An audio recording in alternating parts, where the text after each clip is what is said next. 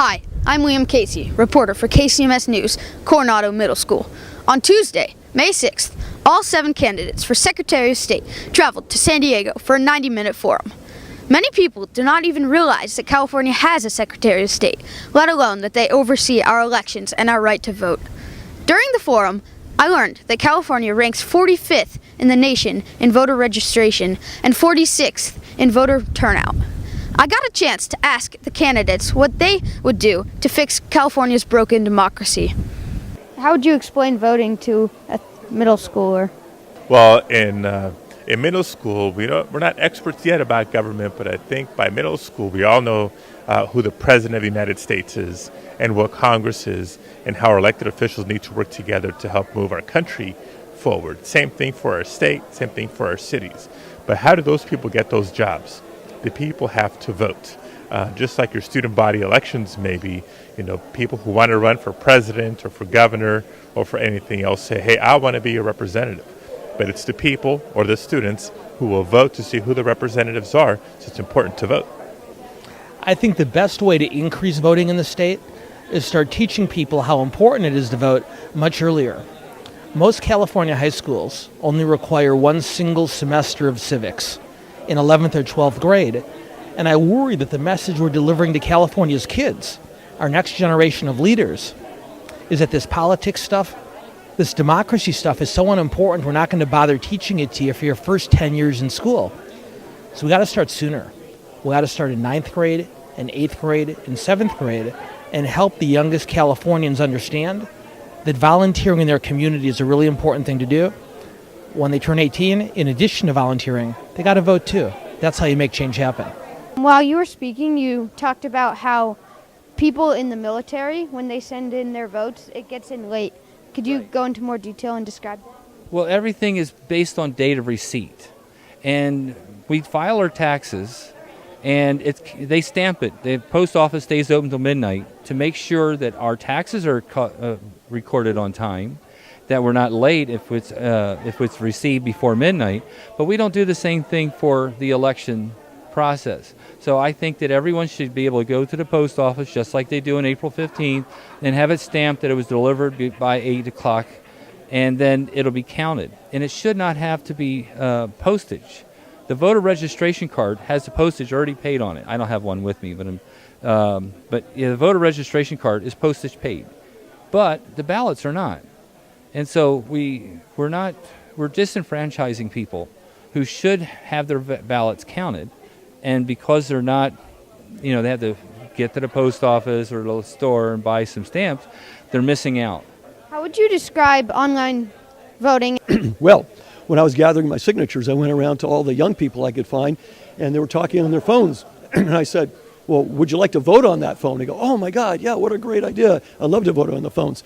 Excuse me. So that's how I realized, wow, this really is a good idea for the young people. But every old person I went to said, would you like to vote on your phone? What, are you kidding? I don't want to do that. So it's going to grow as our population ages, as more and more young people become engaged. But I want to engage the young people because they seem to be too disengaged at this time. Well, I would respect the person. I wouldn't assume, they have no valid reason for not voting. I've been asking people that I meet on this campaign for 2 years now, how are you even paying attention to this? And most of them aren't even paying attention to this process we're putting ourselves through. And I would remind them that it's part of what being a citizen is voting. And we're a bit removed from the 1960s when it was a little clearer, the value of voting. But I think we're getting back to that moment. And I would just remind them of the value of it. And I think the restaurant analogy is a good one. If you're about to dine, and you're letting someone else make your decisions for you at the table, you sort of get what they pick for you. And that's not too ideal. And then one thing that occurs to me is, what makes a valid election? Does 25% participation, is that a valid election? Is 75% more valid? What's the magical number of participation? And so, if we're getting 20% participation, is that even an election? How is voter registration affecting this state, and what are some ways that we could get more people to vote? So there are several ways that we can improve voter registration. One is we need to get much more consistent application of our motor voter law, which means that at the DMVs around the state, we should be making it easier as people get their driver's license to register to vote. Right now, we make that a duplicative system, so people have to actually fill out 2 different forms between their driver's license and voter registration. We really should make that a single form. Next thing we ought to do is we ought to finish our statewide voter database, because one thing that allows us to do is work with other states, and they can give us a better idea of new voters that are coming into the state, and we can actually market to them, make sure that they're eligible to vote, and make sure that they register.